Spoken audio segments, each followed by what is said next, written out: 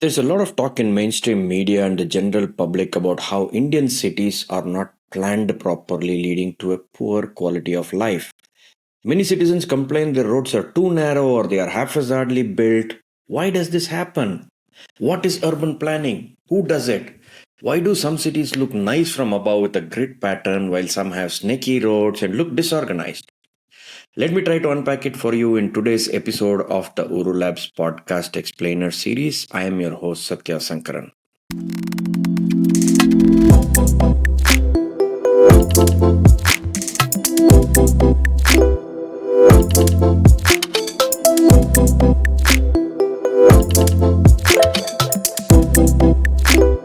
The history of urban planning runs parallel to the history of the city, as planning is in evidence at some of the earliest known urban sites through archaeology.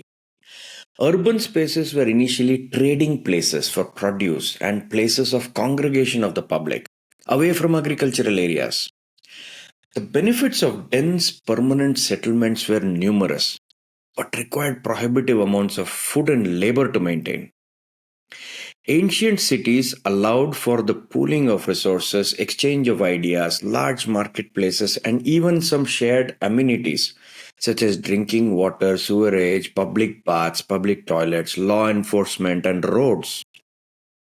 The first cities formed and grew once the benefits of proximity between people exceeded the cost of work required to maintain a settlement. So, the size and scale is important for cities to be economically viable to maintain. And we see this. It's not about announcing a lot of new cities, it's about building them up to be sufficiently sizable enough so that the cost of work required to maintain a settlement is lower than the benefits of proximity that it brings, the benefits of co-location and all of these things. So there has to be a lot more benefits, and it's about opportunity cost. Most cities slowly grew around forts and palaces where the protection of the king and their largesse allowed for settlements to exist. The cost of common services was borne by the king as a part of the maintenance of the place around his kingdom in his fort and other things, right? Historic settlements did not have formalized planning, but it did have some sort of structure, like the Indus Valley civilization, Roman civilization, the Byzantines, the Aztecs. You'll see a lot of these structures are, being visible in their architecture. You'll see traces of sewage, water channels, roads, etc. in all of these excavations. The growth of modern industry in the Industrial Revolution from the late 18th century onwards led to massive urbanizations and the rise of new cities, first in Europe, then in other regions, as new opportunities brought huge number of migrants from rural communities into urban areas. And that's been the story of urbanization. England led the way as London became the capital of a world empire, and cities across the UK grew in locations strategic for manufacturing. With growth of cities around industries, they quickly became dirty, polluted, and unlivable. They needed to be rebuilt because it was just pure chaos. Urban planning began in this chaos and became widespread and professionalized. At the turn of the century, they realized they were living in bad places. The garden city model became the icon of a self contained, comprehensively designed residential and commercial settlement. Ebenezer Howard first posited this idea of the garden city in 1898 as a way to capture the primary benefits of the countryside and the city while avoiding the disadvantages presented by both. In due course, professional urban planners appeared in large numbers, not only to design cities but to provide technical expertise to their administration.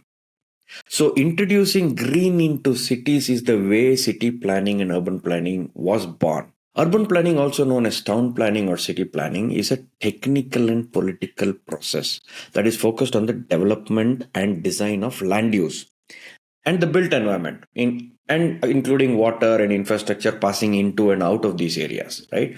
Also, such as transportation, and communication, and distribution networks, and their accessibility to the people who live there. Traditionally, urban planning followed a top down approach.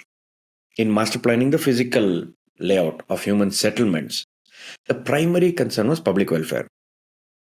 But over time, urban planning has adopted a focus on the social and the environmental bottom lines. that focus on planning as a tool to improve the health and well-being of the people.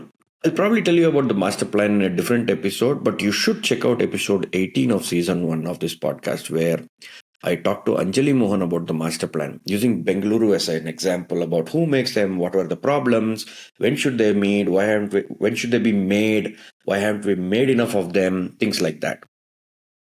I want to, however, introduce you to a term called zoning, which is very important for any plan that arranges or rearranges an urban space. You'll see this appear in the master plan for your city as well. In urban planning, zoning is a method in which a municipality or any other tier of government divides land into land use zones, each of which has a different set of regulations for new development that differs from the other zones, right? Zones may be defined for a single use, like this is residential, this is industrial, like that. Or they may combine several compatible activities by land use. This is also called mixed use. You'll see a lot of single-use zoning in countries like the United States that have commercial areas, residential areas clearly differentiated. They're usually widespread, large blocks, and they need a vehicle to reach. So even to buy groceries, you have to travel a distance to a commercial zone from a residential zone. Indian master plans, however, prefer mixed-use zoning.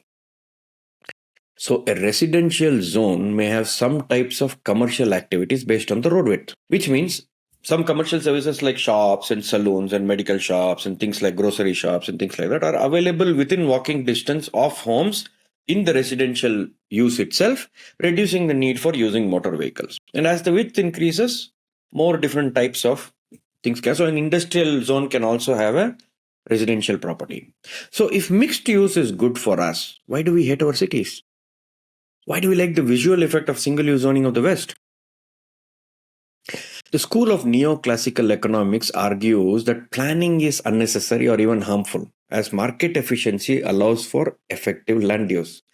A pluralist strain of political thinking argues that the government should not intrude in the political competition between different interest groups, which decides how land is used. However, traditional justification of urban planning in response to these has been that the planner does to the city what the engineer or architect does to the home. That is, make it more amenable to the needs and preferences of its inhabitants and structure it that way. While a city that is over-engineered without regard for local context and culture might lose character, not having any plan might be total anarchy, leading to a poor quality of life. How we achieve this balance in cities depends very heavily on the quality of the people who plan the city and the process of planning it itself. Traditionally, the municipal corporation of a city does not do the master plan because the transport, the water, and other networks from one city extends beyond its boundary to a larger area. Hence, master plans are prepared at a larger level of government for a bigger area, which includes the city and involves some experts. Unlike an architect who listens to the user of the home and tries to accommodate requirements from a foreseeable future, agencies making master plans in India tend to skip local needs and plan the city top down from a centralized office. They draw the roads there, they draw what zone should go there, etc. Understanding local needs, making local plans, and including them in the master plan might lead to making our cities better off. Having said all this, here's the plot twist. Many cities across the world, like New York City in the US, London in the UK, Tokyo in Japan, Berlin in Germany, Paris in France, Copenhagen in Denmark, Melbourne in Australia, and Sao Paulo in Brazil, have stopped making master plans.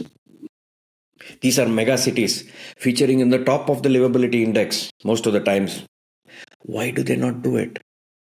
How do they run so efficiently and look so good? Why are they livable? How are they livable without a plan? Should Indian cities follow suit and not make master plans at all? What do you think? Let me know in the comments below, and I'll see you in the next episode.